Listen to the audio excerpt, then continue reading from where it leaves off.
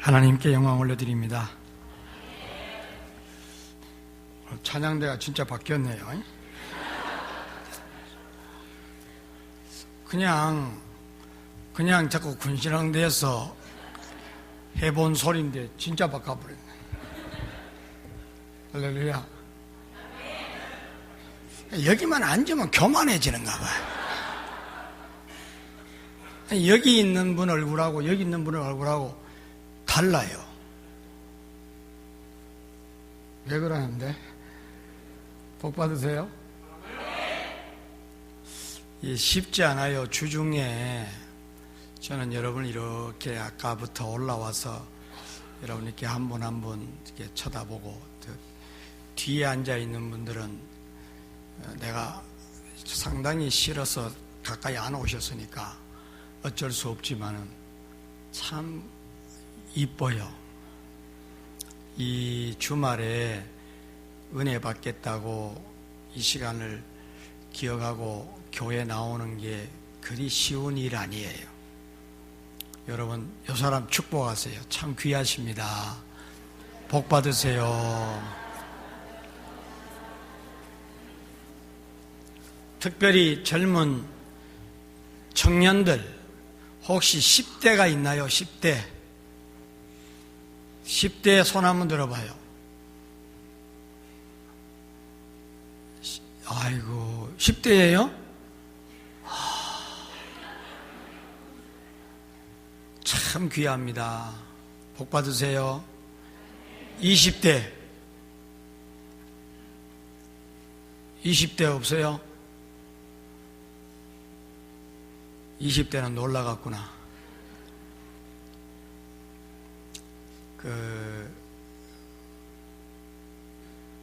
의사들이 써놓은 글을 봤는데, 지휘자가 대체로 오래 산다. 빨리 아멘 해요. 우리 교회 지휘자도 여성분이에요. 저하고 같이 살아요.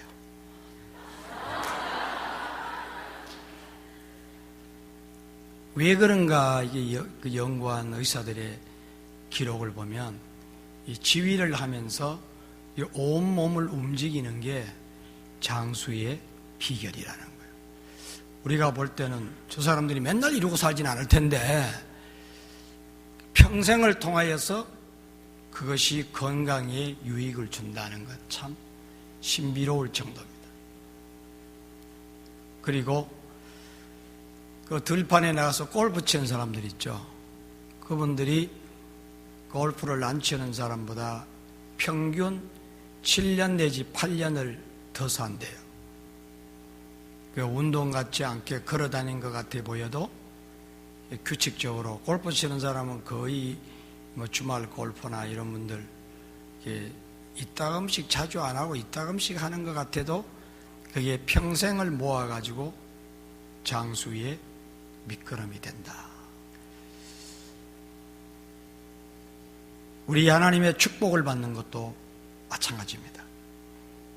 하나님은 어느 한순간을 보고 복을 주시는 것이 아니라 한 인생의 긴 여정의 신앙을 종합해서 그분들에게도 복을 주시고 그 후손들에게도 복을 주시는 것을 알 수가 있습니다. 이로 미루어 보면 우리가 무슨 일을 하든지 고울을 정해놓고 그 고울을 향하여서 끊임없이 계속 가는 것이 매우 중요하다는 거예요. 저는 거의 30대 초반 우리 교회를 개척했을 그때부터 하루도 안 빠지고 최소한 10분 이상 웨이트리프트를 하고 운동을 합니다. 하루에 10분 그것 가지고 쉽지만은 이것이 수십 년 쌓이니까 제가 건강해 보이죠? 찬양대 할렐루야. 어제 저녁하고 확연하게 다르다. 어제는 군시렁대기만 했는데 오늘은 이른다. 내가 귀가 번쩍 뜨이네. 복 받으세요? 좋다. 내일 저녁에 또 앉아요.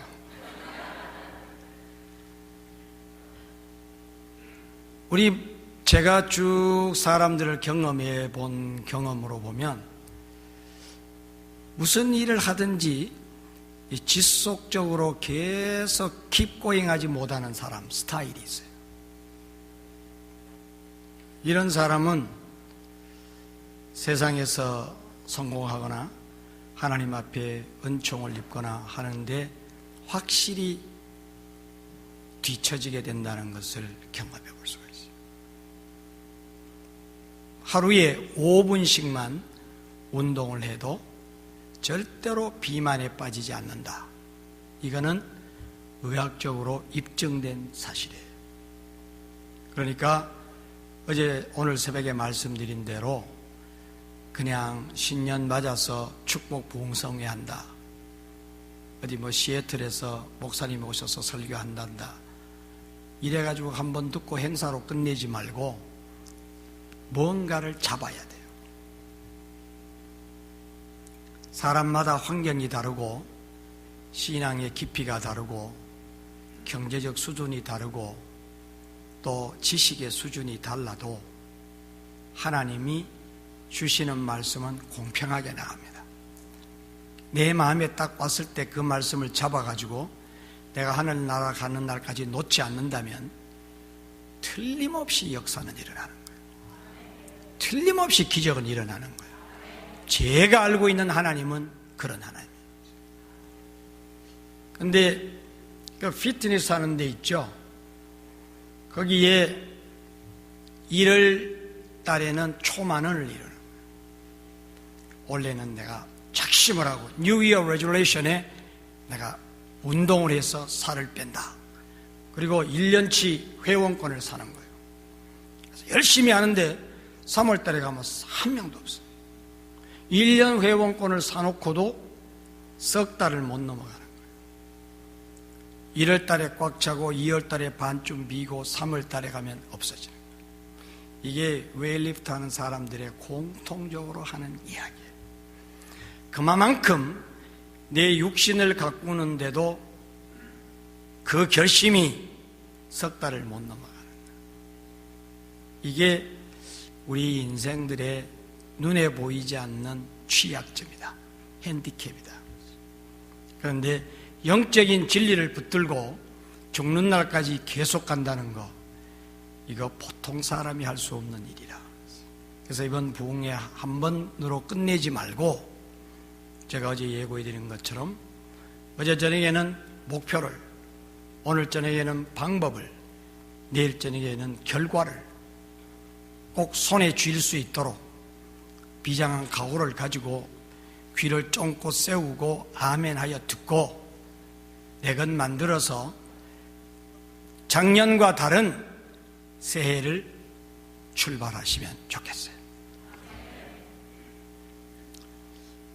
새벽에 아멘 안 하는 사람은 저녁에도 안 하고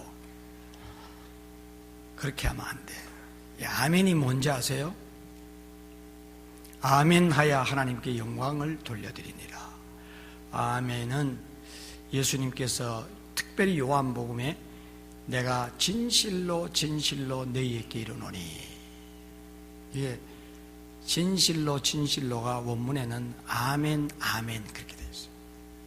아멘은 진실이에요. 아멘은 그대로 될 줄 믿습니다. 내 거로 만드는 거라고. 그래서 하나님은 아멘 하는 걸 좋아하세요.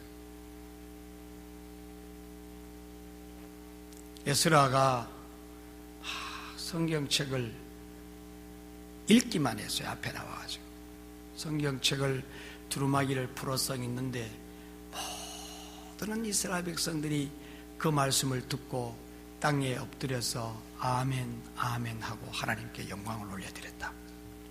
우리 한번 아멘 해봅시다. 할렐루야. 아멘. 이 아멘을 안 하겠다는 사람은 아주 곤란한 사람이에요.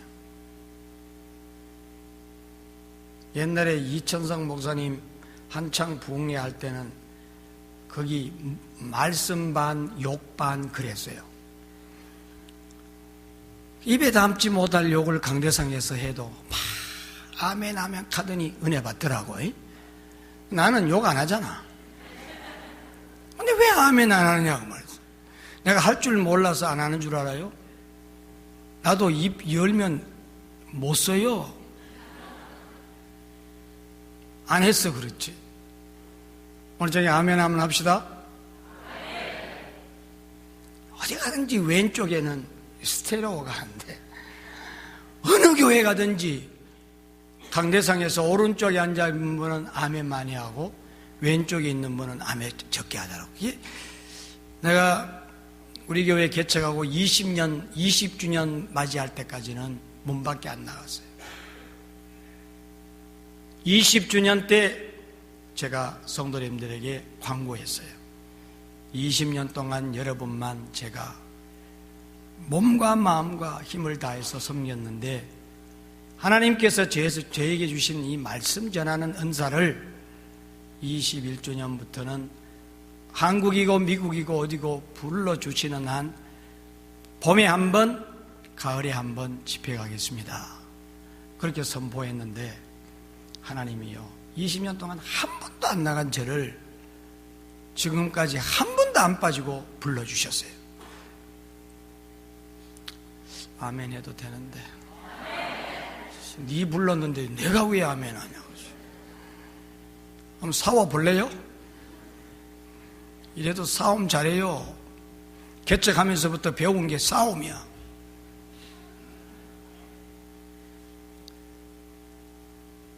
자꾸 사모해야 돼요. 그리고 하나님이 주실 때까지, 여러분 믿음은 어떠신지 모르지만 저는 주실 때까지 쉬지 않는 근성이 있습니다. 받아내고야만. 희한합니다. 그래서 제가 소원은 이루어집니다 말씀드렸는데요, 제가 믿지 않는 집에서 혼자 예수님 믿고 혼자 하나님의 콜링을 받고 혼자 신학교로 갔잖아요. 그래서 1973년 1월 1일 부산시 동구 좌천동에 있는 좌천동 교회에서 전도사로 임명을 받았어요. 그런데 제가 설교를 하면 이게 잘하는지 못하는지 모르는 거예요. 왜냐하면 아버님이나 어머님이나 형님이나 누가 계셔서 듣고 저한테 이렇게 코멘트를 해주시면 좋겠는데 누가 전도사님 설교 듣고 이래라 저래라 말하겠어요. 너무 깝깝한 거예요. 잘하는지 못하는지 알 수가 없는데 제일 좋은 방법이 녹음기가 있다면 여기 딱 얹어놓고 내가 설교하고 집에 가서 들어보면 객관적으로 좀 도움이 될 것 같은데 녹음기가 필요해요. 그때 남포동에 가서 그 외제 물건을 이렇게 파는 데가 있어요. 일본하고 가까우니까 그때만 해도 소니 이러면 최고였어. 도시락만한 까만 가죽에 탁 들었는 그 소니 녹음기를 딱 봤는데 그게 그때 16만 원이에요. 1973년도에 16만 원. 놀래는 흉내라도 해주면 이게 참 장단이 되겠는데 얼마나 부자인지 별로 안 하네 이런 얼굴들이. 그러면 비교를 할게요. 1973년 1월달 제 사례가 15,000원이었어요. 이제 비교가 됩니까? 이거는 꿈이지요, 꿈. 그랬는데 학교는 송도에 있어요. 저는 가정교사 한다고 좌천동 문현동에 살았어요. 반드시 남포동을 지나야 오는 거예요. 학교 갔다 올 때마다 남포동에 내려가고 그 집에 들어가는 거예요. 그리고 그 녹음기를 보는 거예요. 너무 좋다. 그런데 16만 원이야. 꿈에도 생각 못한. 제 사례를 11조도 안 내고 감사도 안 내고 밥도 안 먹고 그대로 모아도 1년을 모아야 돼요. 그럼 학교는 어떻게 다녀? 그러니까 이게 완전 꿈이지요. 결국 그놈이 내 손에 들어오더라고요. 저는 그 이후부터 제가 눈도장 찍어놓고 못 가진 건 없어요. 야, 이것은 나의 간증이요. 희한합니다. 도무지 계산은 안 맞는데 제 손에 들어오는 거예요. 그래서 저는 청년들 보고 꿈을 가져라. 반드시 네 꿈은 이루어진다. 이렇게 가르쳐 왔는데 이거를 자기 것처럼 확 받아들이는 사람이 있어요. 우리 목사님이 꿈을 가지라 했고 그 꿈은 반드시 이루어진다고 했다. 나도 꿈을 가지고 이루어지는 것을 확신하리라. 제가 개척할 때 중3이었던 여학생이 있었어요. 얘는 생긴 것도 남자같이 생겼고 행동도 남자같이 하고, 그런데 가만히 보면 여자야. 이놈이 제가 열정에 불타서 30대 초반에야 불 속에 들어가라고 그래도 들어갈 때죠. 받아들인 거예요. 꿈을 이루어진다는 꿈을 가진 거예요. 이놈이 어떻게 꿈을 실현했는지 알아요? 방년 처녀 27살에 주류 사회와 경쟁하는 시의원 선거에 뛰어들어가지고 이겼어요. 여러분, 27살의 마이너리티가 백인들하고 경쟁해서 이긴다. 이거는 웃자다가 되는 게 아니고 투표를 해서 당선되는 건데 한국 사회가 뒤집어졌어요. 그 다음 텀에 다시 또 당선됐어요. 두 텀을 시의원 한 놈이었어요. 이놈 그 당시에 유답 공대에 나와서 보잉에서 비행기 만드는 회사에서 일하고 있어요. 시의원하고 두 텀 하고 난 다음에 마이크로소프트에 가서 또 일을 하다가 지금 46살 됐는데 지금 다 그만두고 유답 로스쿨에 들어가서 지금 법 쪽에 뛰어들려고 공부하고 있어요. 한 인생이 꿈을 가지고 지가 원하는 꿈을 바삭바삭 다 이루면서 누구보다도 당당하게 살아가는 모습을 지금 저는 보고 있어요. 사랑하는 여러분, 70 노인은 꿈이 없는 겁니까? No. 머리만 휘어지고 얼굴만 늙고 몸만 늙었지 마음은 아직도 20대와 똑같습니다. 얼마든지 꿈을 꿀 수 있습니다. 여기 여러분, 레이건 대통령이 몇 살에 미국 대통령 된지 아십니까? 76살에 미국 대통령이 됐습니다. 두 번이나 재선에서 8년 동안 했어요. 84살에 은퇴하신 분이에요. 꿈을 가져야 됩니다. Nothing too late. 그러면 여기에 제목처럼 풍성할 수 있는 것은 단지 재정적으로만 말하는 게 아닙니다. 실 예를 한번 들어볼까요? 평생에 나의 소원은 나도 누군가를 한 번이라도 섬길 수 있었으면 하는 것이 내 소원입니다. 이 말을 누가 했는지 아세요? 나 남이 가진 재물 없으나 송명희 자매가 써놓은 간증입니다. 나는 태어나서 지금까지 100% 남의 도움과 섬김을 받아온 삶이에요. 한 번이라도 나도 섬길 수 있으면 소원이 없겠다. 사랑하는 여러분, 우리가 세상 사람도 아니고 하늘의 하나님과 손잡고 하나님을 섬길 수 있는 자로 부름받았다는 게 얼마나 축복인지를 아셔야 됩니다. 절대 다수가 몰라요. 그러니 하나님의 기쁨이 못 되는 거예요. 꿈에도 소원은 내가 하나님 손발이 되어 하나님을 섬길 수 있다면 내 소원이 없겠다. 그런 예절함이, 간절함이 우리 속에 있어야 하나님을 감동시켜 드릴 수 있다고 말해요. 그 송명희 자매님은 정말 자기 혼자 밥도 못 먹고 자기 혼자 어디 가지도 못하고 자기 혼자 화장실조차도 못 가는 그런 상황에 놓여 있었지만 누가 그 사람 보고 가난한 삶을 산다고 말할 수 있겠습니까? 누가 그 사람 보고 인생을 허망하게 산다고 말할 수 있습니까? 저는 정말 사지백차가 온전한 내 나름대로 하이틴 때부터 부름받아서 20살에 임직받고 오늘까지 제 나름대로 하나님의 손발이 되어 최선을 다한다 자부하면서도 그런 분 앞에 서면 그냥 부끄러워지는 거예요. 우리가 가진 것 중에 제일 가치 없는 게 돈입니다. 제가 여러분에게 퀴즈를 드려볼게요. 돈을 가지실래요? 건강을 잃으실래요? 한참 생각해봐야 대답 나옵니까?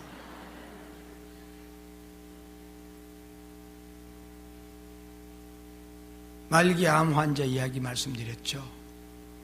그렇게 열심히 사업하다가 한순간에 어지러워서 쓰러졌는데 백혈병 말기예요. 얼마만큼 비장한가 한번 보세요. 백혈병은 본메로만 뭐라고 그러니까 골수만 이식하면 100% 회복되는 거예요. 그리고 나와 같이 태어난 형제 중에는 나와 똑같은 골수관을 가진 사람이 반드시 있다는 거예요. 그 사람은 딸이 딸이 4분이라 3분은 그러니까 자기 하나 빼고 3사람이 남았는데 2사람은 골수 조사를 하니까 내가 안 맞아. 그러면 한 사람 남은 사람은 100% 나와 맞게 돼 있어요. 근데 그 사람은 조사부터 안 하는 거예요. 골수 이식하면 죽는 줄 알아. 그러니 대학교를 다니는 이 조카들이 그 이모랑 원수가 되겠어요, 안 되겠어요? 그 이모가 골수만 이식해주면 우리 엄마가 사는데 엄마가 돌아가실 때까지 골수 기증을 안 해주는 거예요. 결국 엄마가 죽었어. 그 이모랑 원수가 되겠어요, 안 되겠어요? 별의별 일을 다 겪었어요. 그걸 화해를 시키는데 그리고 끝끝내 잘 되고 엄마는 잃었지만 잘 자라나서 결혼하고 지금 뉴욕에서 아이를 4명 낳고 이번 크리스마스 때도 목사님 사랑으로 자라나 저희들 행복하게 살아요 하고 카드를 보내왔어요. 사랑하는 여러분, 그 엄마가 제 손을 붙잡고 하는 말이에요. 목사님, 저는 돈 한 푼도 없어도 좋습니다. 홈레스처럼 빌어먹고 살아도 내 몸만 나오면 소원이 없겠습니다. 내가 평생 잊어지지 않아. 목사님 너무너무 살고 싶어요. 지금까지 돈의 노예가 돼서 하나님도 못 섬기고 우리 아이들과도 충분한 시간도 못 가지고 우리 남편하고 손잡고 여행 한번 못 해보다가 내가 이렇게 됐어요. 너무 가슴이 아파. 그렇게 살기를 소원하는데 끝내는 살지 못했어요. 여러분, 오늘 밤에 아버지 앞에 여러분의 소원이 무엇입니까? 돈이든 사랑이든 믿음이든 무엇이 됐든 하나님이 인정하시고 이웃들이 인정하고 내가 생애 마지막에 돌아보며 후회하지 않는 가장 멋지게 사는 삶이 저는 풍성한 삶이라고 정의하고 싶습니다. Not only money, but also many different things. 우리는 정말 하나님 앞에서 선한 꿈을 가져야 됩니다. 제가 말씀드렸잖아요. 안 믿는 집에서 저는 보릿고개가 뭔지 가난이 뭔지 모르고 자란 사람이에요. 그런데 한창 꿈을 꿔야 할 그때부터 김치 숨 죽여놓은 것처럼 팍 꺾였잖아요. 혼자서 살아야 하고 혼자서 공부해야 하고 혼자서 모든 걸 결정해야 돼요. 그래서 부산에서 자라서 부산에서 소명받고 부산에서 공부해서 부산에서 목사 되면 너무 좁지 않냐 말이죠. 그래서 제가 섬기는 교회에서 서울 가지 않으면 등록금 다 대주겠다 하는데도 서울도 모르고 내가 목사가 돼서 어떻게 지도자가 될 수 있겠느냐. 서울 가더라도 좀 대주세요. 그랬더니 그 교회에서 뭐라고 하느냐 하니까, 그러면 서울 가서 3년 공부하고 다시 우리 교회에 온다고 약속을 해달라는 거예요. 그때는 하나님이 어디로 인도하실지 내가 어떻게 알아요? 등록금에 매여서 하나님은 서울서 쓰시기를 원하시는데 등록금에 꼬리 잡혀서 다시 돌아오는 것은 어린 마음에도 아닌 것 같아. 제가 올 수도 있겠지만 제가 돈 때문에 그걸 약속하는 것은 너무 부담스럽습니다. 그랬더니 그러면 못 도와준대. 교회도 냉정하더라고.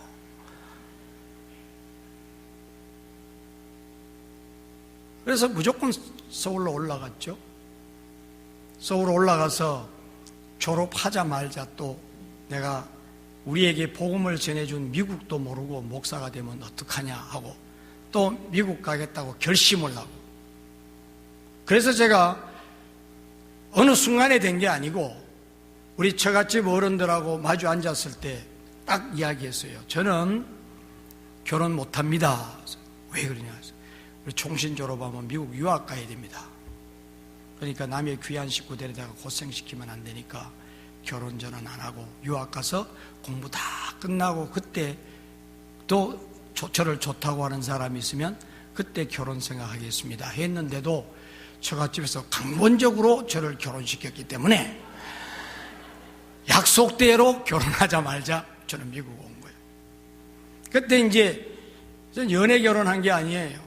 우리 교회에, 서울에 섬기는 우리 교회의 수장놈, 재정부장 장로님의 딸이 우리 집사람의 오빠한테 시집을 갔어요. 저도 모르게 뒤에서 자기들이 다 이야기를 해놓은 거예요, 이게. 저는 안 하겠다고 했는데, 처음 만나고 난 다음에 어른들이 이제 쓱 자리를 비켜주시더라고요. 그래서 어른들이 가자 말자 저한테 시집 오지 마세요. 왜요? 그래요.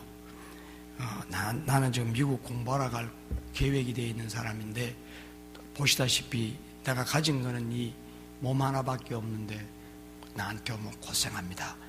절대로 부모님한테 가서 저 사람한테 시집 안 간다 이야기하세요. 고생이 뭐예요? 이러더라고요. 야, 난 그 나이 될 때까지 고생도 공부한 사람, 그냥 그런 사람하고 결혼한 사람이에요. 그러더니 1년 만에 제가 미국 떠나고 13년 동안 고생 죽도록 하고 고생을 배웠어요. 희한한 일입니다. 사랑하는 여러분, 무엇이 여러분의 소망이고 어떻게 해야 풍성한 삶을 살 수 있을까요? 오늘 본문에 보면 참으로 희한한 이야기가 나옵니다. 이 베드로라는 사람은 갈릴리 호수에서 평생 그물을 던지고 물고기를 잡은 어부입니다. 왜? 지금도 제가 성지순례 가서 가보니까 갈릴리 호수에 안에 배 타고 들어가면 물이 깊어서 안 보이는데 이 호수가에 이렇게 내려다보면요, 이 또 붕어같이 생긴 등이 푸르스름한 이 물고기가 새카맣게 깔렸어요. 2000년 전에 물고기가 더 많았을까요? 지금이 더 많을까요? 뭐라고요? 2000년 전에? 지금이? 왜? 그동안에 새끼를 더 많이 낳았어요? 뭐라고요? 또 군시렁대네. 아니, 거기 만지면 군시렁대네, 어떡해.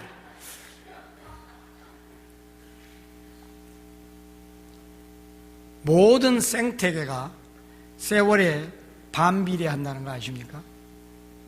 옛날에 있던 게 그러니까 지금 멸종되는 거예요. 갈수록 없어지는 거예요. 자연 공부를 다시 해야 돼요. 그 사람이 물고기 못 잡았다는 건 저는 갈릴리 호수에 가본 사람으로서는 도무지 이해가 안 되는 거예요. 그물이 아니라 옛날에 시골에 그 뭐라 그러나 소쿠리 있죠. 소쿠리 가지고 떠도 한 마리는 잡는다고. 그런데 이때는 왜 한 마리도 못 잡았을까요? 베드로가 뭐라 그럽니까? 밤이 맞도록 수고하였으되, 우리나라 순수한 말로 하면 밤새도록 잡았다 그 말이에요. 근데 한 마리도 못 잡았어. 이게 참 희한하죠. 때때로 엄청난 투자를 해서 사업을 시작했는데 망하는 수가 있어요. 또 그렇게도 잘 되던 사업이 망하는 수가 있어요. 그렇게 건강만은 내가 자신한다 하는 사람이 몸져 누울 수가 있어요. 아니, 이 세상에 심장을 뽑아서 줄 만큼 사랑한다는 사람이 등을 돌렸어요. 인생 산호라면 내 이성과 경험과 또 내 판단으로 상상해 가지 않는 고난의 자리에 나도 모르게 앉아 있는 경우를 볼 수가 있습니다. 여러분, 두려워하지 마십시오. 하나님의 계획이 계신다.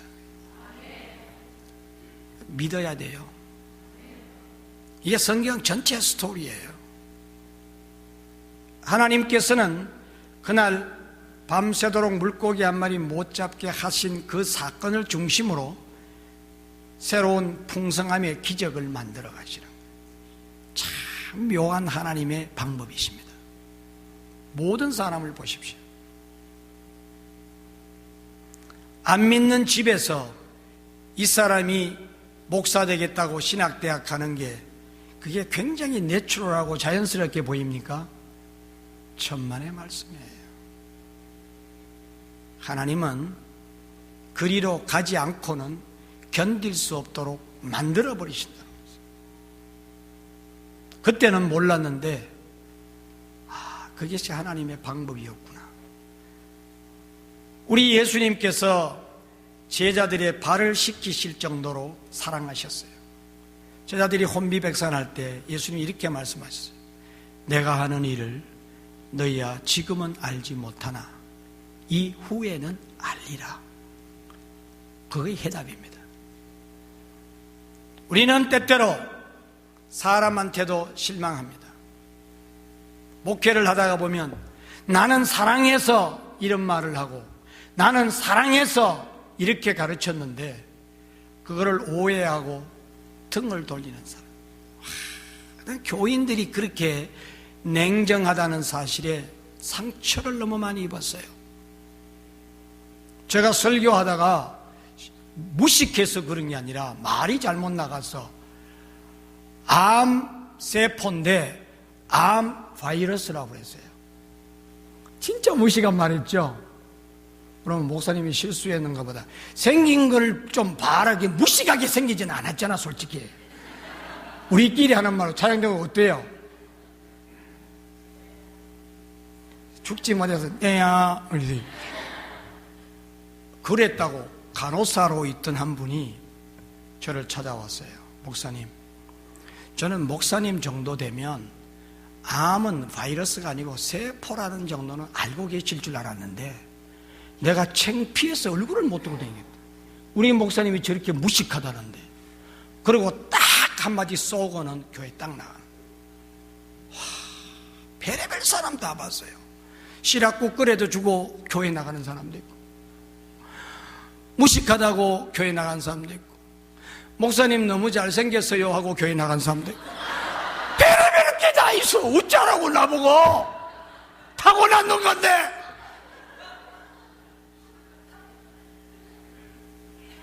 뭐가 아멘이야 또.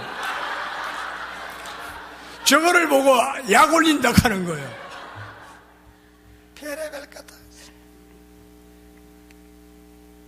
여러분, 세상에서 제일 불쌍한 사람이 목사인 것 주문 아세요? 아직도 모르시구나. 모를 수밖에. 목사를 해봐야 알지. 내가 어젯밤에도 왕 해본 사람 한 명도 없었잖아. 왕을 해보지도 않고 왕자리에 쫓겨나서 도망도 안 가본 사람이 다윗을 어떻게 알아? 남자들이 아마 하니 개사코 얼마나 해산의 고통이 심해 지가 알아? 말만 가지고 가지 실질적으로 모르는 거예요. 이게 어쩔 수 없는 인생의 한계입니다. 그러므로 지혜로운 사람은 간접 경험이라는 것을 해봐야 되는 거예요.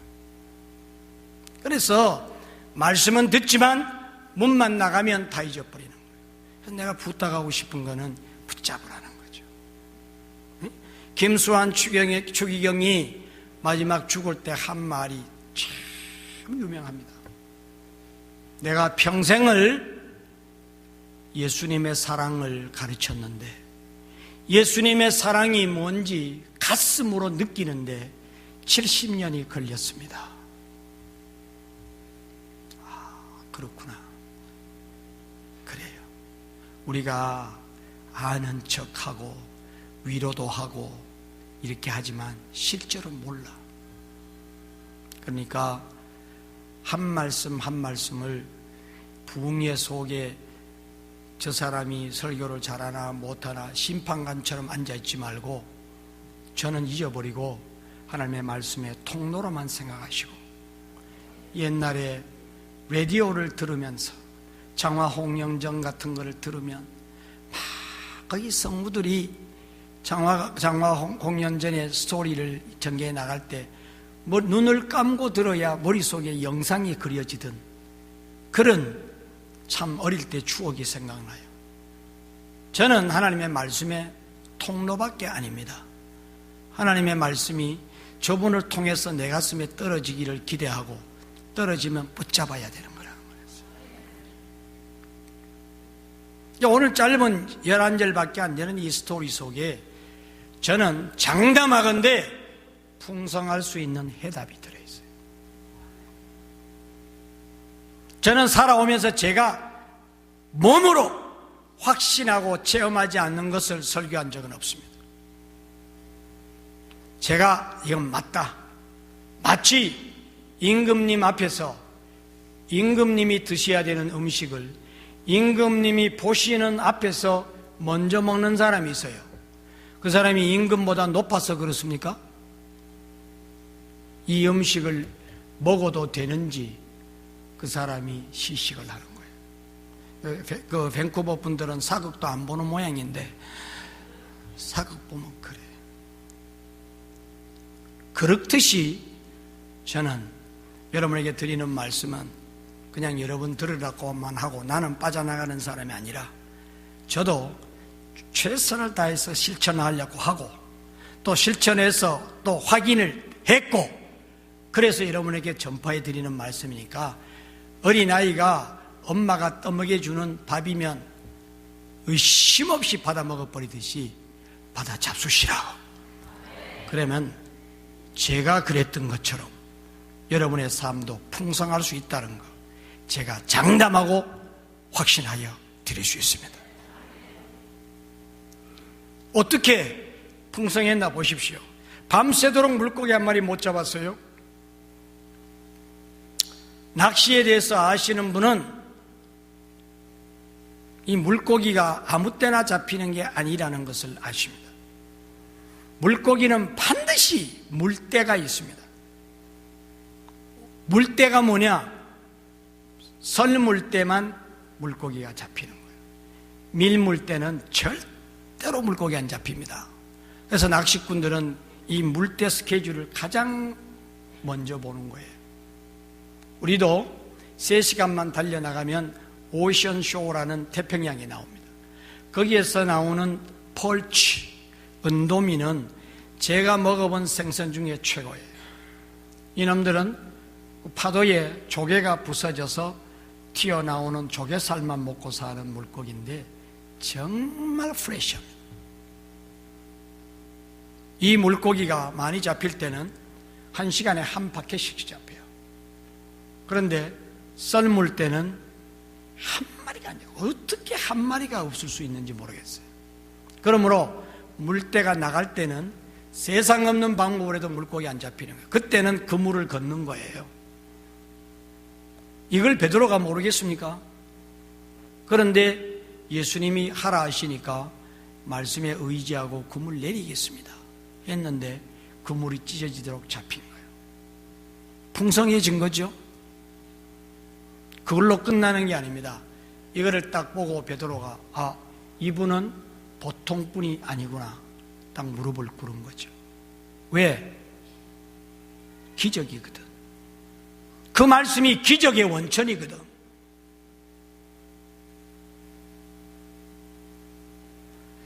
제가 대학교 1학년 때 그때서야 신학을 하고 목회자가 되려고 그러면 피아노를 배워야 되겠더라고요.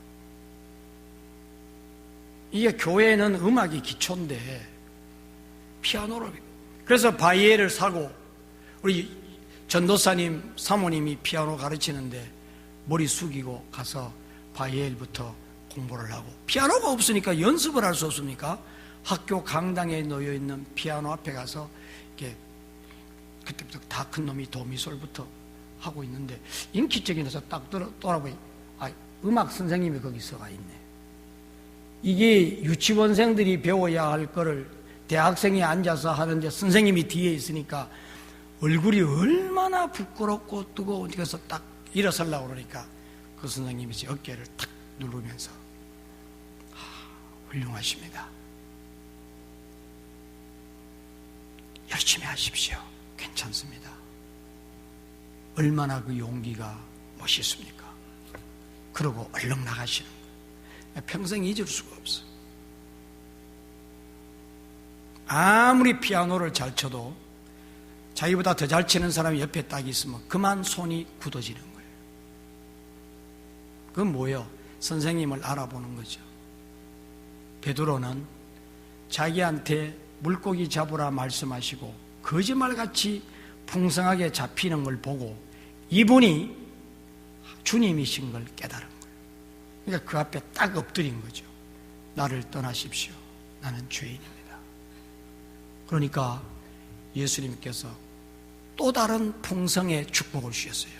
너 이제 물고기 그만 잡고 사람을 낚는 어부가 되라. 이게 뭐요? 사명이라고 말해요. 여러분, 우리가 이 땅에서 하나님 앞에 사명을 받는 것보다 큰 축복 없어요. 모르는 거죠. 우리가 신앙생활하고 말씀을 그렇게 들으면서도 진짜 귀한 게 뭔지 모르는 거죠.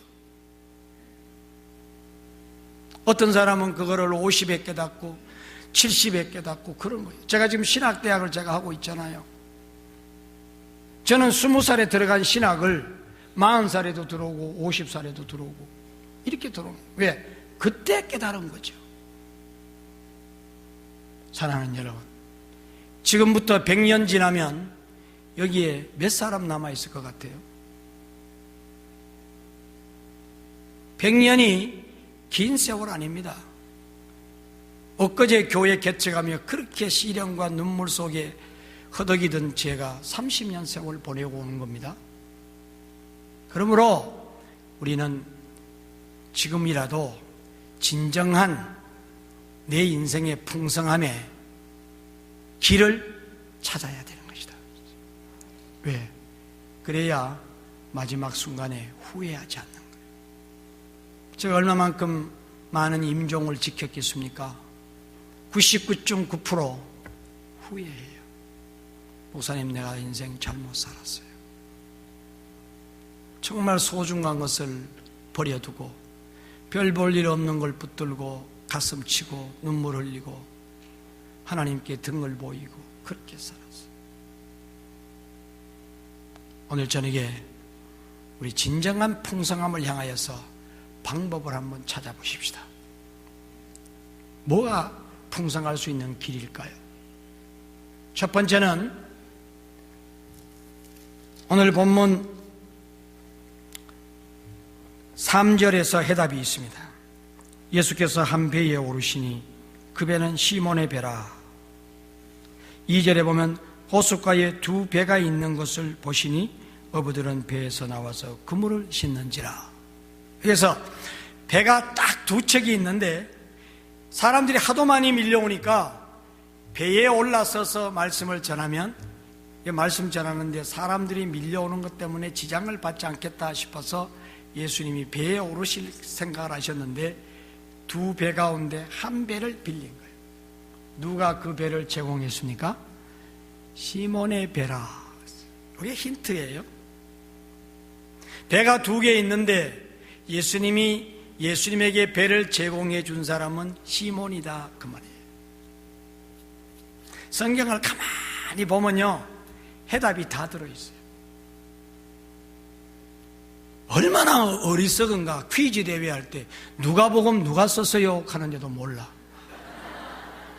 정말 그 교인들이 보면 쓸데없는데 막 악을 쓰고 진짜 알아야 될 거는 몰라. 마태복음 누가 썼냐 하니까 그것도 몰라. 또 거기에 재미 붙인 사람이 디도서는 누가 썼노 하니까 디독. 결국은 우리는 웃을 수밖에 없어. 여러분, 성경은 목사님 이기려고 하면 안 돼. 좀 더 이기겠다는 눈치가 있어. 첫 번째 해답이 뭡니까? 예수님에게 배를 내어드린 시몬의 헌신이라. 인정하면 빨리 아멘 하세요. 내가 어젯밤에 9시 반이면 마친다고 그랬어요. 설교하다가 9시 반에 무조건 기도합시다. 끝내버린 거예요. 다 못 가르쳐도 할 수 없어. 목사가 한번 강대상에서 말했으면 지켜야죠.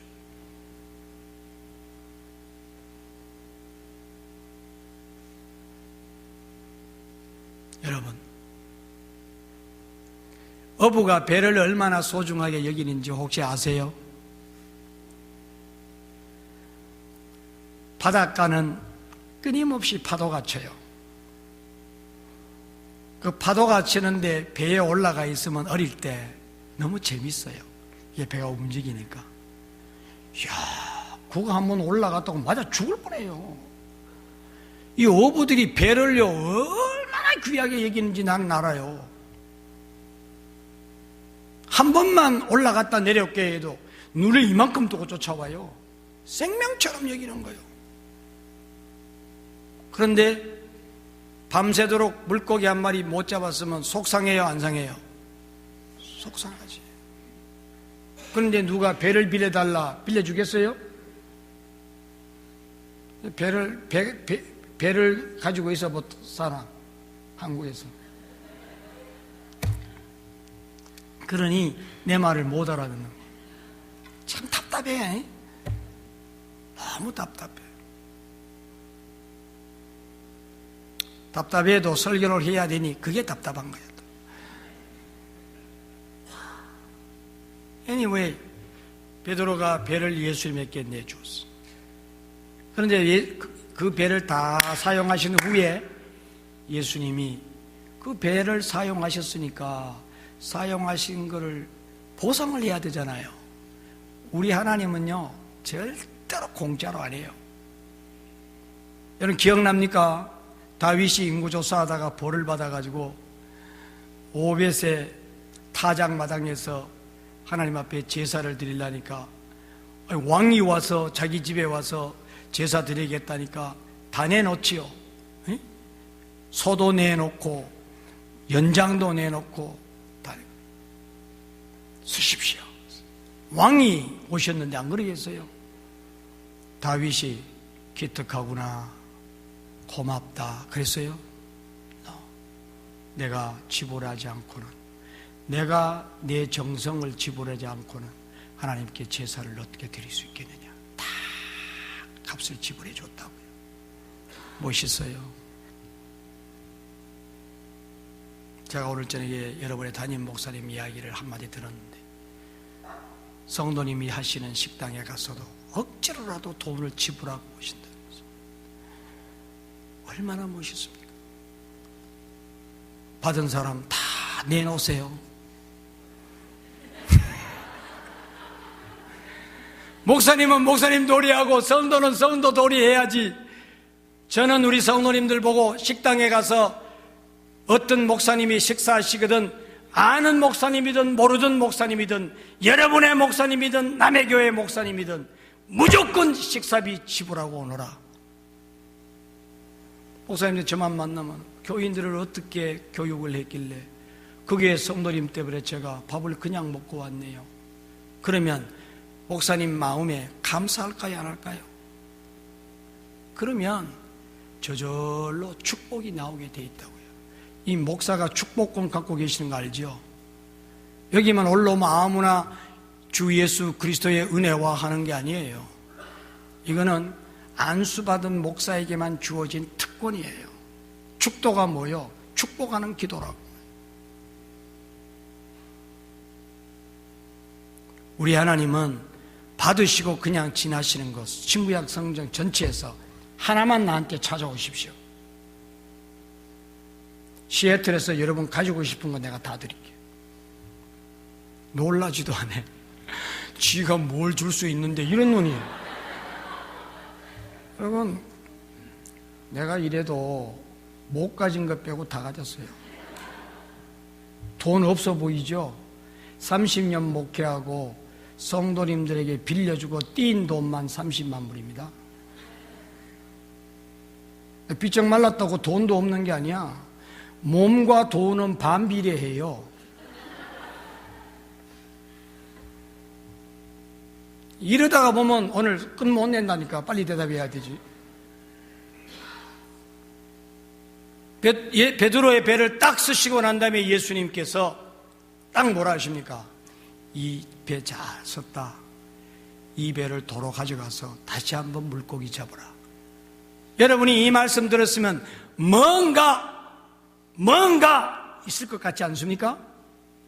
지금까지 말씀 들었는데, 지금까지 그 배에서 전하시는 말씀을 들었는데 그 말씀 딱 끝내고 배에서 내려오시면서 고맙다. 이 배를 가지고 다시 한번 그물을 내려봐라. 어때요? 뭔가 있을 것 같지 않아요? 바로 이거라고요. 이건 상식적인 거예요. 그러니까 베드로가 배를 도로 갖고 가서 잡았는데 만선이 된 것 아니에요. 할렐루야. 뭐가 힌트입니까? 뭐가 킵니까? 주님께 바쳐드리면 기적이 돼서 돌아오는구나. 할렐루야. 이건 망고불변이에요. 망고불변이에요. 이 말씀 들으니까 한 사람의 이야기가 생각나지 않습니까? 솔로몬의 일천번제. 일천번제를 받으신 하나님께서 뭐라고 하셨어요? 네 소원이 무엇이냐? 하나님은 받으시고 돌아서시는 분은 절대 아니라는 것을 반드시 받으신 데 대해서 보상하시는 분이시죠. 이거를 제가 어릴 때부터 잡았어요. 15,000원 사례받을 그 1월 달에 목사님께서 교회 건축하신다고 건축헌금을 작정하자 하시고 가난한 전도사가 잊어버리다니 75,000원을 작정을 했어요. 여러분 대단히 저 안 입고 눈으로 쳐다보는데 대단한 겁니다.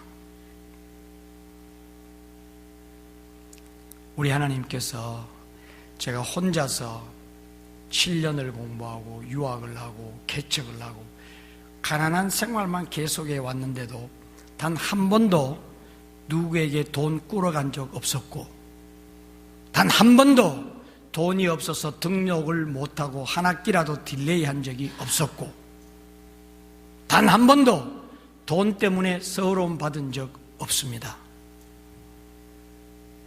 우리 하나님이 어떻게 보상하시는 하나님이신가를 저만은 압니다. 하나님과 인격적으로 만나십시오. 하나님은 네가 무엇을 심든지 심은 대로 거두리라 하신 분입니다. 하나님께 이 사실을 깨달았던 사도 바울은 고린도 교인들을 가르칠 때 억지로 오라 인색함으로 하지 말아라. 하나님은 내는 자를 기뻐하시느니라. 자, 맞았어요.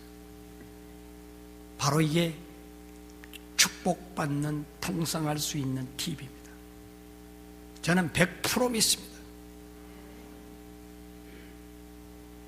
제가 이것을 설교를 했더니 아주 젊은 부부가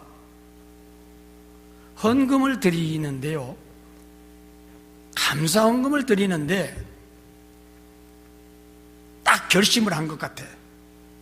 주일날도, 새벽기도도, 수요일날도, 금요일날도 좌우지간 예배만 드리면 강대성의 이름 딱 올라오는 거예요. 이 사람이 오하이오 주립대학을 졸업하고 그냥 다만 거기 부모님들이 다 기반 잡고 잘 사시고 붙잡는데도 시애틀이 좋다고 무작정 시애틀로 빈손 들고 온 분이에요. 그래서 돈이 없으니까 가장 싼 아파트에서 정말 최고로 가난하게 결혼 생활을 출발한 부부예요.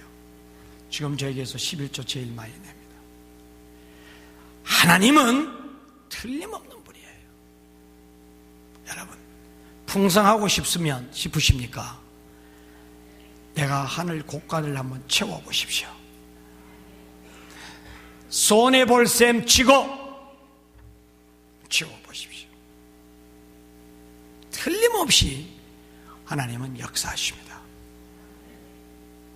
잭 하츠만이라고 하는 사람이 성경은 재정교과서입니다 하는 책을 썼어요. 이 한국말로 번역돼서 나온 번역이에요.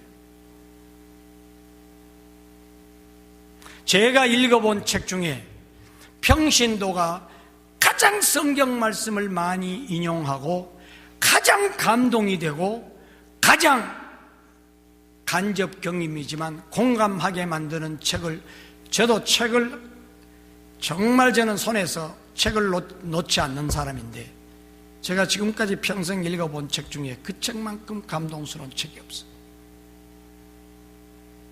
잭 하츠만이라는 사람이 사업을 하다가 부도 직전까지 갔습니다.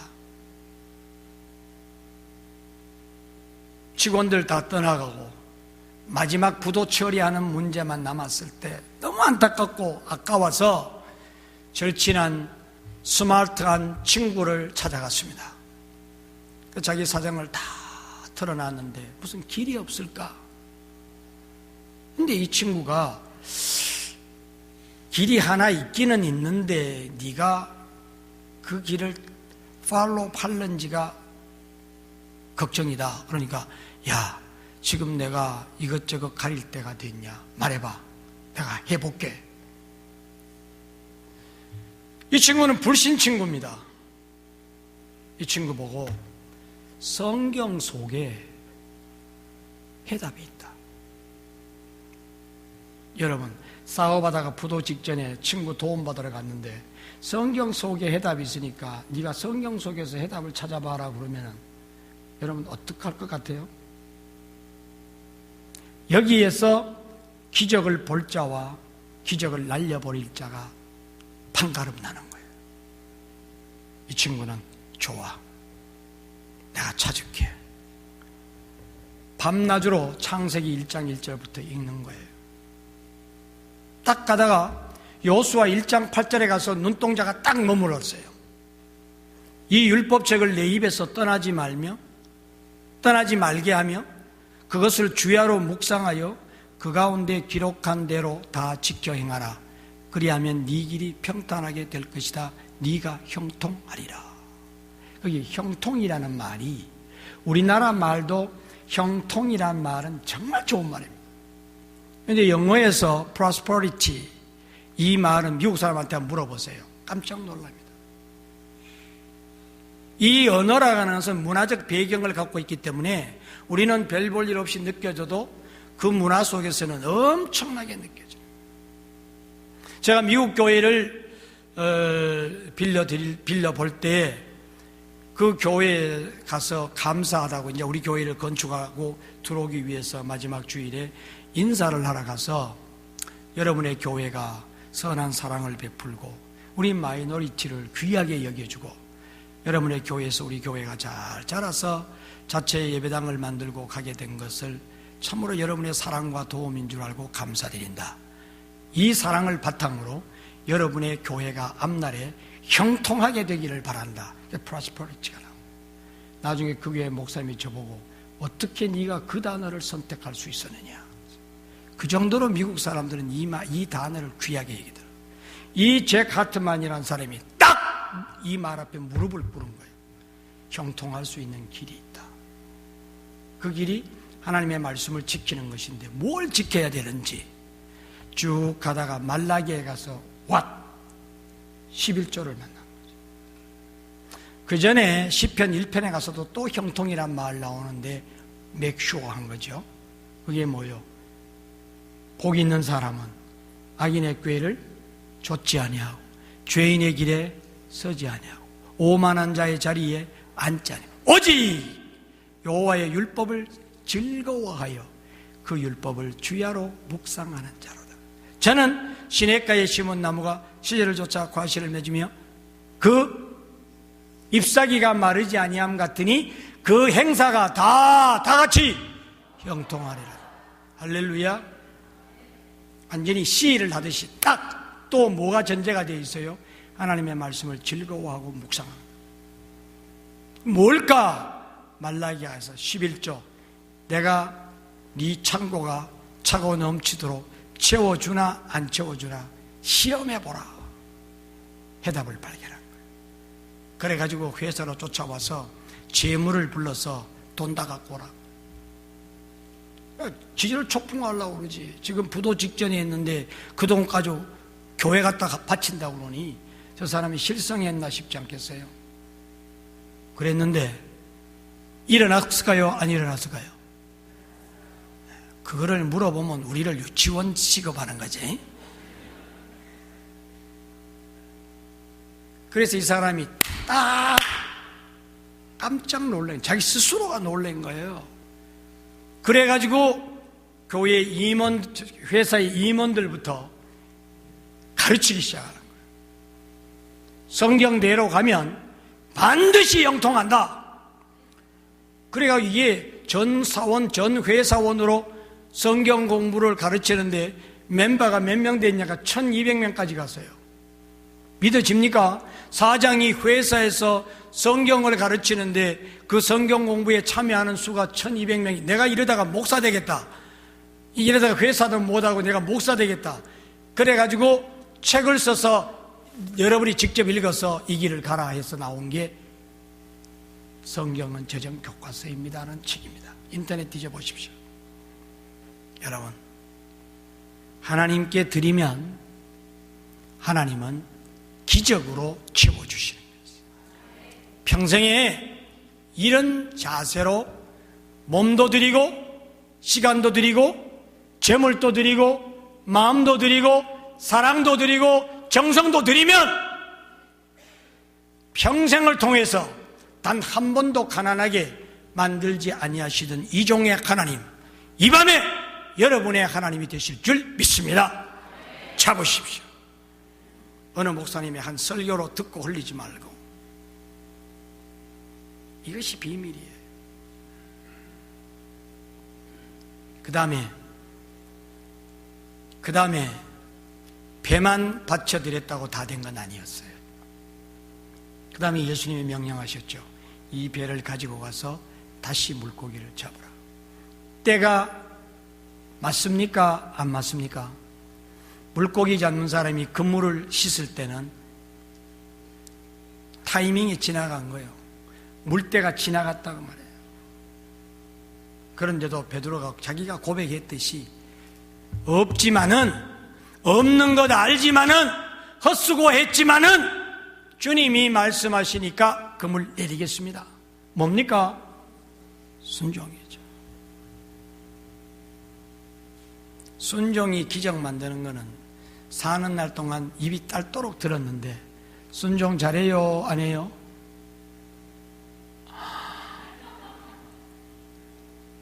아이 키우는 엄마가 종종 저를 짜서 목사님 저 우리 아이 좀 기도해서 왜? 제 말을 안 들어서 죽겠어요. 누구 닮았게? 그러면요 씩 웃어요. 아는 거야. 지 닮았는 걸. 말 안 들어요. 21세기 성도님들 말 안 들어요. 밴쿠버 중앙장로교회 성도만 빼고 하나 더 빌리포 장로교회 성도도 빼고 정말 말 안 들어요. 오늘부터 말 좀 들을래요? 아멘 캐놓고 말 안 들으면 그게 참 더 문제야. 어렵습니다. 우리 예수님이 마태, 마가, 누가, 요한복음에 기적을 베푸신 기사가 다 나와 있는데 토를 37가지가 나와요. 그 중에 첫 번째 기적이 뭐게요?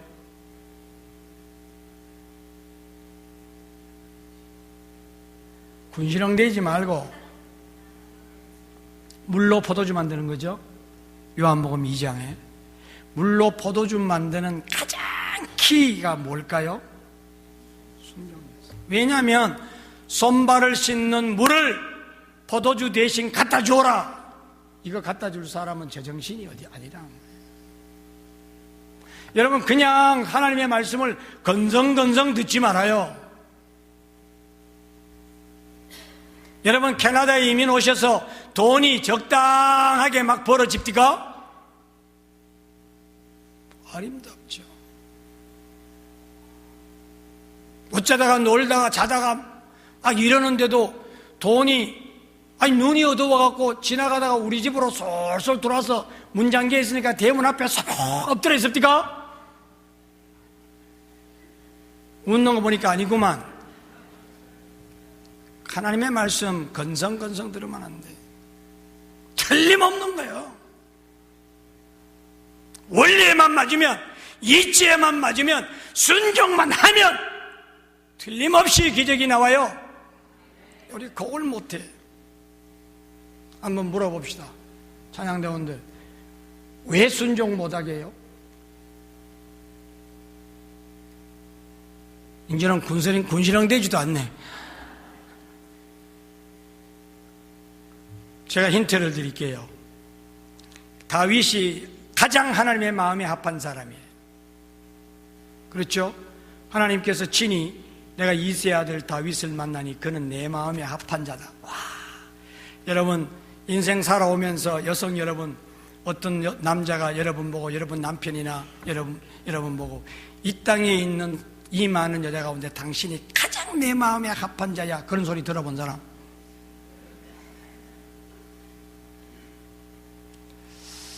그럼 주로 무슨 소리 듣고 살아요?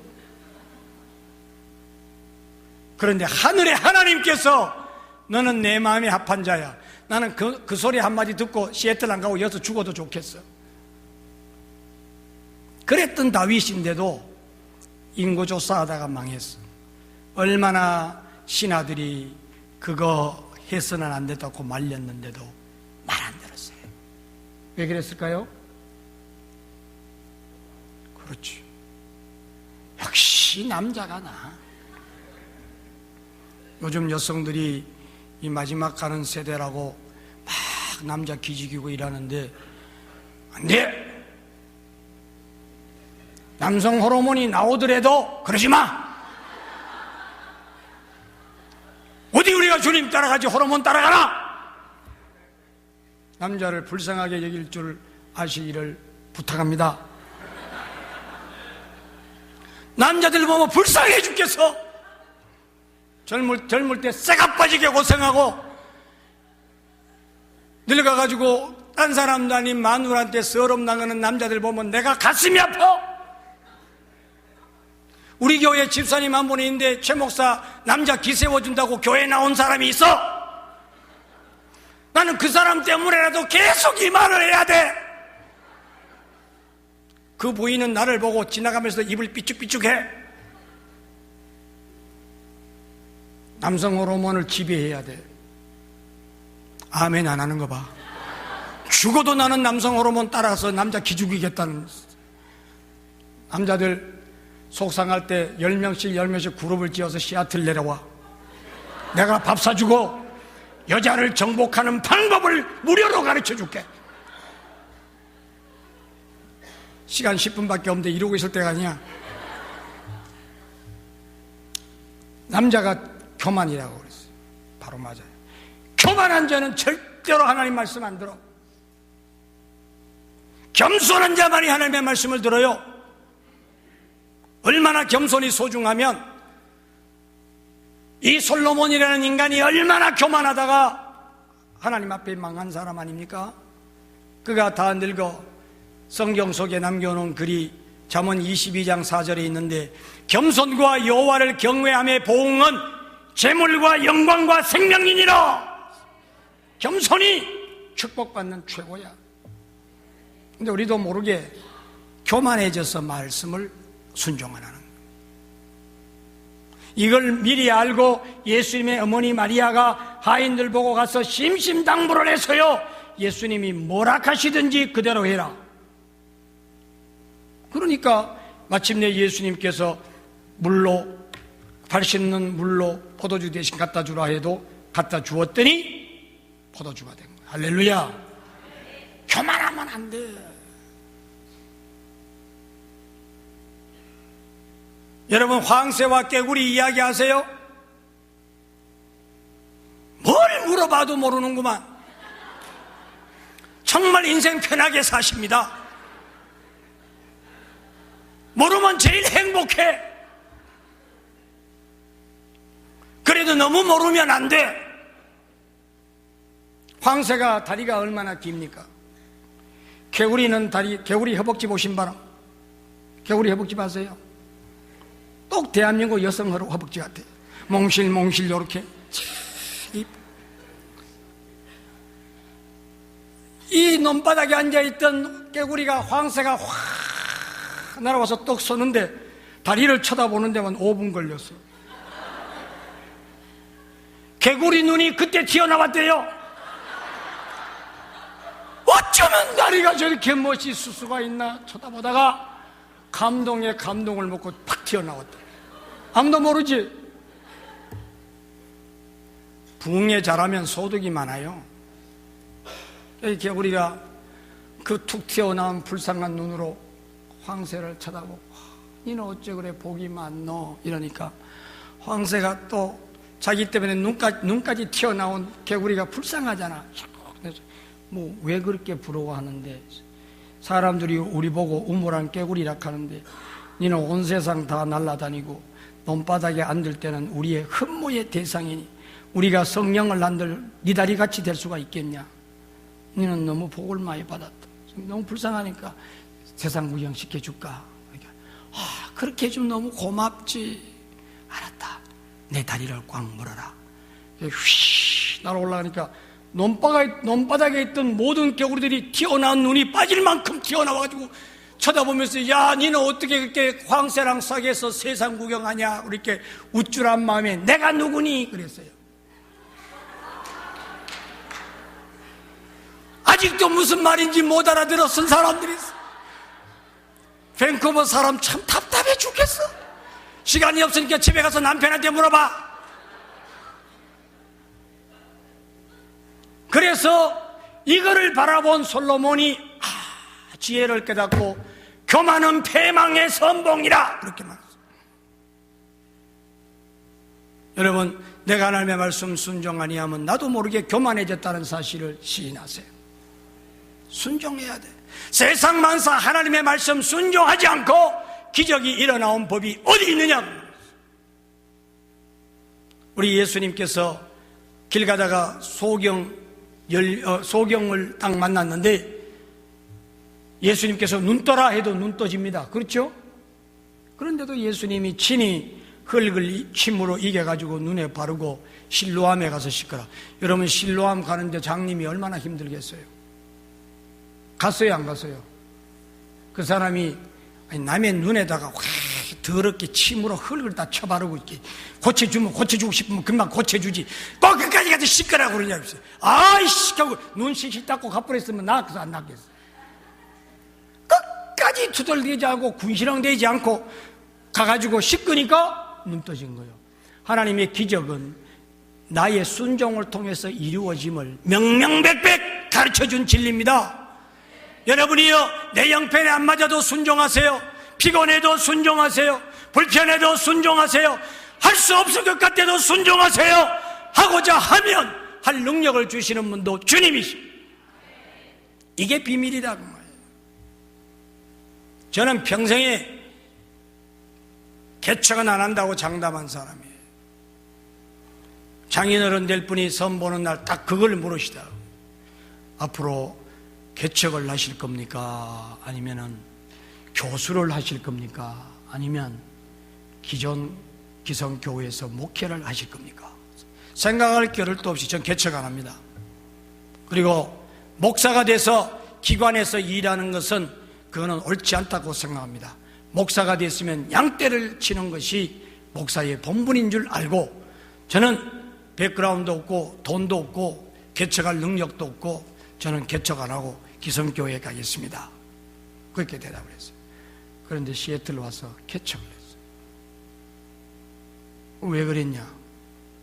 아이, 교회에서 문제 일으키고 나온 요 몇 사람이 저를 찾아온 거예요. 제가 30대 초반일 때 그분들은 50대 후반이었어요. 목사님, 우리들이 큰 문제는 없었지만 교회에 문제가 있어서 오갈 데 없이 이렇게 했는데 우리들과 함께 개척을 하십시다. 그래서 내가 이런 지하에 집사님들 보니까 저하고 세대차도 많이 나고 안 될 것 같습니다. 그리고 또 나를 어떻게 알고 찾아와서 개척하자고 그럽니까? 근데 그때 그 사람들 얼굴을 보니까 얼굴에 순종할 얼굴이 아니야. 여러분, 순종할 얼굴이 아닌 거 모델이 한 명 없나?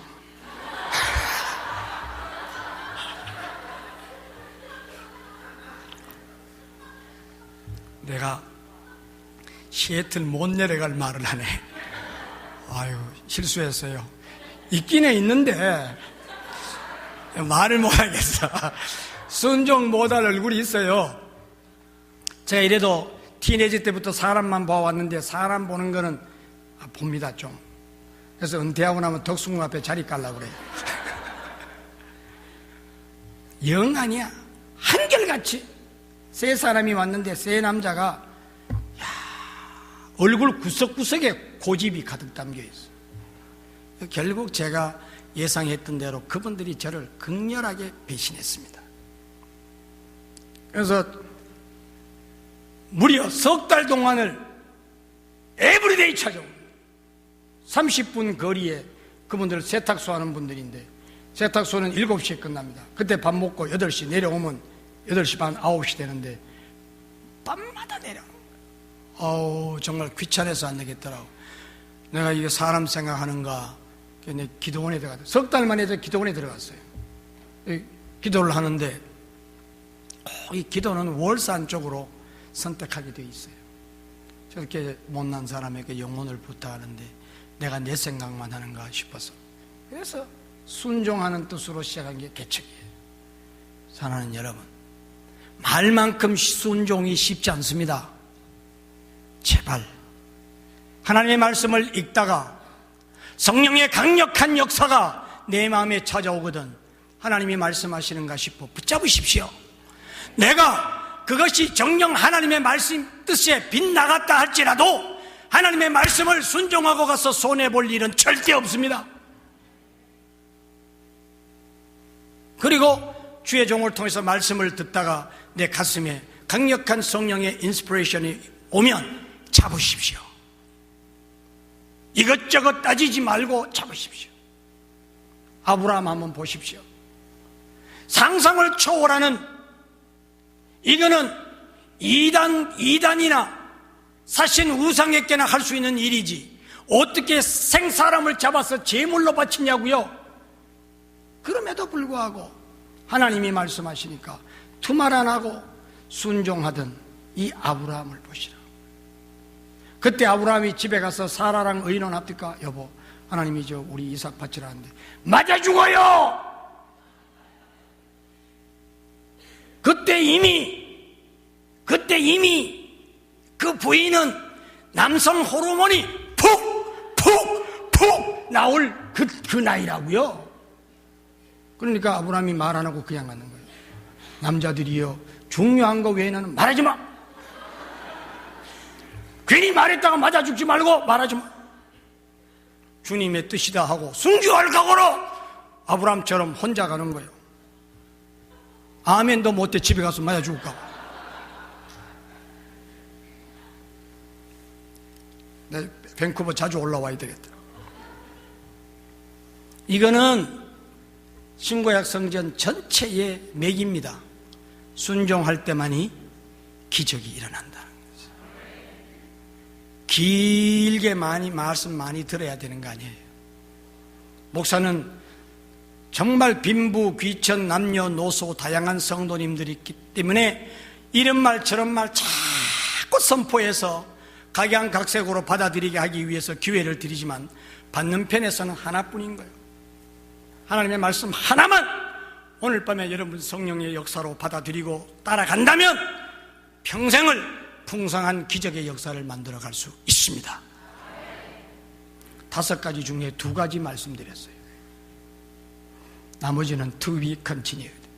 내년 2015년 부흥회 때 봅시다. 기도하시겠습니다.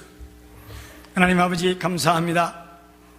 오늘도 하나님께서 사랑하는 백성들을 밴쿠버 중앙장로교회의 가족으로 묶어주시고 2014년 새해를 맞아서 좀 더 하나님과 가까워지고 좀 더 말씀과 가까워지고 좀 더 기도로 무장할 수 있도록 신년 축복 부흥성회를 열게 하여 주시고 시간마다 복된 말씀을 허락하시니 감사를 드립니다. 참으로 우리 인생 잠시 살다가 가는 인생임에도 고통과 눈물이 너무 많고 참으로 하나님께서 도와주셔야 할 우리의 삶의 문제들이 너무나도 많이 있음을 고백합니다. 그러므로 영육이 풍성하여서 세상 사람들 앞에 근모함을 받으며 하나님을 섬겨가기를 원하고 하나님을 아버지라 모시는 자가 세상 사람들보다도 힘들게 살아가서야 덕이 되지 않을 줄 알아 풍성할 수 있다는 대전제로 하나님의 말씀을 전하고 있사오니 사랑하는 아버지 하나님, 이 밤 아버지 집에 나와 사모하는 마음으로 엎드린 백성들의 심령을 성령님으로 열어주시고 내가 가진 소중한 그것으로 하나님께 드려 섬김을 다함으로 하나님 아버지께서 더 풍성하게 채우시는 기적의 역사를 보게 하여 주시옵고 우리의 형편과 우리의 능력의 한계가 있어 하나님의 말씀을 따라 순종하기가 너무나도 힘들고 어렵지만 순종하기로 작정하면 순종하게 하시는 이도 하나님이신 줄 믿사오니 순종할 열정을 가지고 남은 삶을 하나님 앞에 기적을 만들어가는 심령들이 되게 하여 주시옵소서. 우리 마음이 죄인임을 베드로와 같이 주님이여 나를 떠나소서 나는 죄인이로소이다 엎드러지는 겸손함이 있게 하여 주옵시고 아버지 앞에 무엇이든지 구하면 응답받는다는 절대적 믿음을 가지고 아버지 앞에 기도하여서 하나님 아버지께서 이제는 사람을 낚는 어부가 되라고 시키실 때 그렇게도 소중하게 여기던 그물과 배와 가족과 친척을 다 버려두고 깍듯이 일어나 예수님을 따라갔던 베드로의 결단처럼 오늘 우리들에게도 놀라운 결단력이 있게 하여 주셔서 하나님이 예비하시고 주시기를 기뻐하시는 하늘복과 땅의 복으로 풍성함의 기적을 눈으로 보고 손으로 만지고 가슴에 품는 신실된 하나님의 백성들이 다 될 수 있도록 하나님이여 이 종이 축복하고 기도하오니 허락하여 주시옵소서. 예수님 존귀하신 이름으로 간절히 기도드리옵나이다. 아멘.